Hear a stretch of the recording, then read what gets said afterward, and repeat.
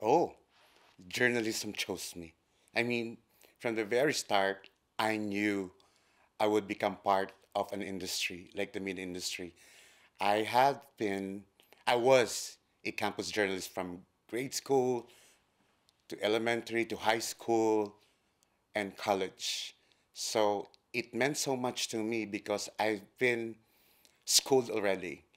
I had the tools, I had the instruments. It's just a matter of time. So that when I became part of the Philippine Press Institute, I was prepared for it.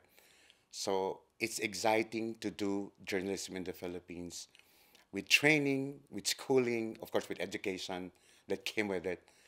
It made me a better person, a better individual, contributing to nation building. I think for my journalism work, I would have to say writing women and children. It's not as if it's my forte, but I think if you Google my work on women and children, reports on those, I think for me that was um, those were important. But at the same time, there were challenges that came with it.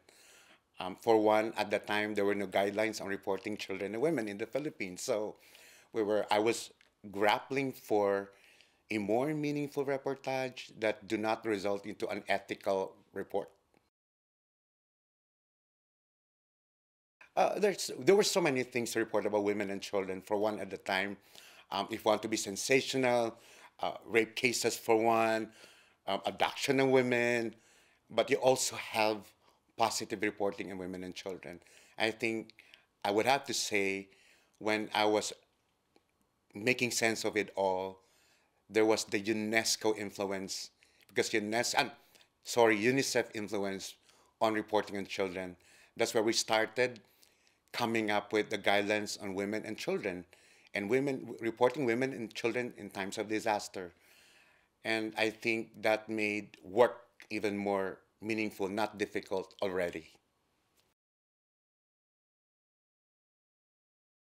I was so amazed by the technology available in Germany. We do try to catch up with the rest of the world as a developing country, but we're lagging behind. I'm so sorry. But with what we've learned and what we've experienced here, we feel that we can do it in our own way.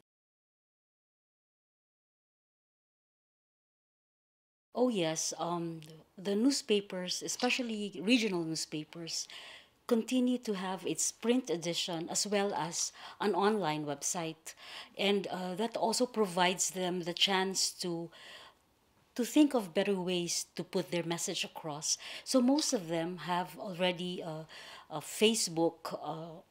Are on Facebook as well as on other forms of social platforms, Twitter, what's this, YouTube, and even have their own shows that explain to the audience what's happening, similar to what they're doing in the newspaper.